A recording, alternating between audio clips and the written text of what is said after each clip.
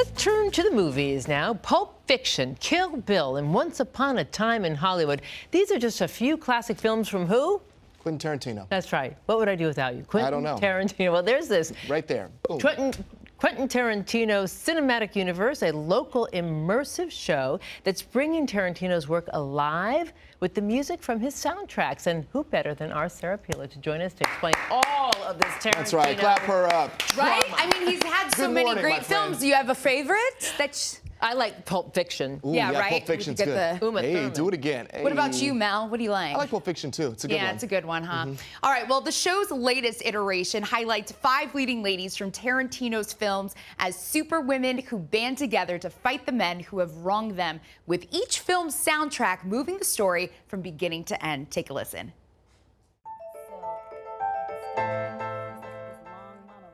It's day 1 of rehearsal for Tarantino Live, Fox Force 5, and the Tyranny of Evil Men. And while actress Dion Gibson has played Jackie Brown before, thanks to the pandemic, it's been a while since she's had to memorize lines. The Tyranny of Evil Men is going to feel a world of pain tonight, my friends. The show features a group of female superwomen made famous in Quentin Tarantino's films who band together to fight the men who have wronged them.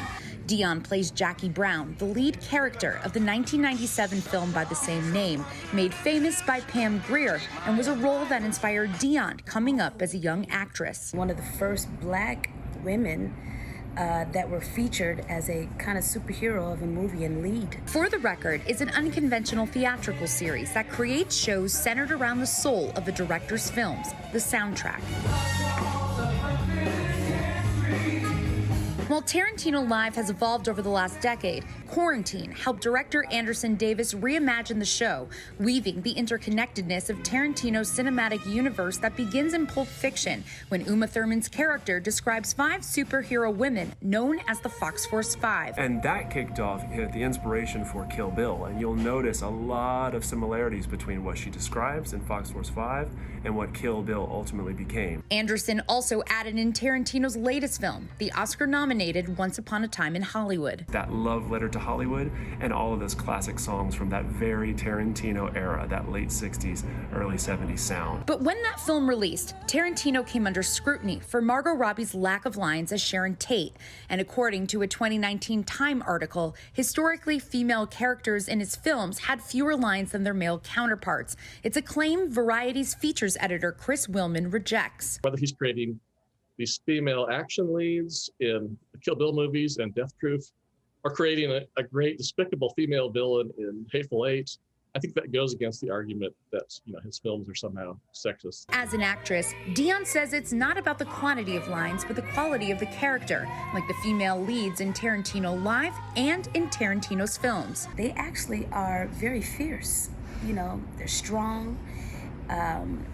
They take charge of their own destinies, and they get justice. And that fierceness is what Dion is having fun with, singing her heart out while being the bold, gun-toting Jackie Brown that inspired her decades ago.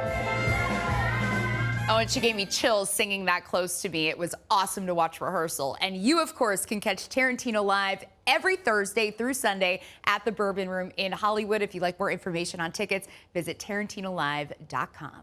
We heard him speak when he was receiving an award at the LA Press Club. He is such a funny, even just storyteller, forget filmmaker. He's a funny, just, orator.